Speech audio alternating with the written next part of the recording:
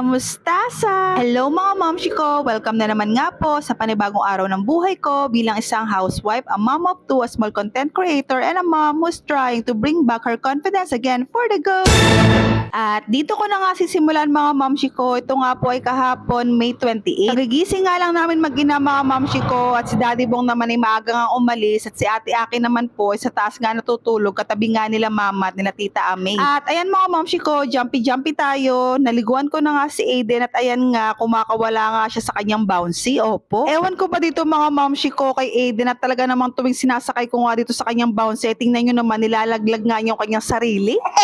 After nga niyan mga momshi ko ay lumabas nga ako para bumili nga ng sangka para sa lulutuin nga na handa ni Aiden dahil magluluto na nga lang kami ng spaghetti. Tapos mga momshi ko pagbalik ko, sabi ni mama, dumapa na nga raw si Aiden. Nung mga nakaraang buwan kasi mga momshi ko, sinusubukan niya kaya lang hindi niya talaga kaya, nahihirapan nga siya dahil di ba nga mataba. Tapos nga binalita nga ni mama na talaga namang kaya na nga at paulit-ulit na nga raw dumadapat. Ayan nga, nakita nga ng dalawang mata ko kaya nga binidyohan ko mga momshi ko. O di ba mga momshi ko, kaya na niya talagang dumapa. Si Ate Aki kasi mga momshi ko, nung una siyang dumapa ay 4 months old. Ngayon naman si Aiden 6 months old. Sadyang iba-iba talaga mga bata no mga momshi ko. Tingnan nyo naman, talaga namang napakasaya ko dahil na-record ko nga ang unang pagdapa ng aming bunsuhan. Woo! At ayan nga mga momshi ko, naglilinis na naman nga si mama. Pinaglilinisan nga niya yung ilalim ng aming lababo. Inaayos na nga rin ni Mama Malu mga momshi ko yung kurtina nga dito sa lababo dahil yung aming kurtina dati, alambre, lumulugdo. Kaya ayan, ang ginawa ni mama ay garter na, talaga namang mga momshi ko, sobrang ganda na, hindi na lumulugdo. At tinulungan na nga rin siya ni Tita Amay. O, di ba mga momshi ko, pantay-pantay na. Yung dati kasi na alambre yung nakalagay dyan sa kurtina mga momshi ko, ay naku, nakabagsak yung ibang parte. After naman yan mga momshi ko, ay pinahawakan ko na nga ulit si Aiden kay mama at ako'y naligo na. After ko naman maligo, ito naman yung hinarap ko nga yung kurtina dito sa may bintana sa sala. Napalitan na nga rin ni Mama Malu mga momshi ko, para nga raw terno dun sa kurtina sa lababo. At nung natapos naman ako doon, kinuha ko na nga kay mama si Aiden para nga igayak dahil bibisan ko na nga siya ng kanyang pang monthly milestone. Nabihisan ko na nga si Aiden mga momshi ko. Tingnan nyo naman, napaka-cute. Bagay na bagay nga sa kanya yung kanyang costume. Little doctor siya ngayon mga momshi ko. Tingnan nyo naman, di ba nakakagigil?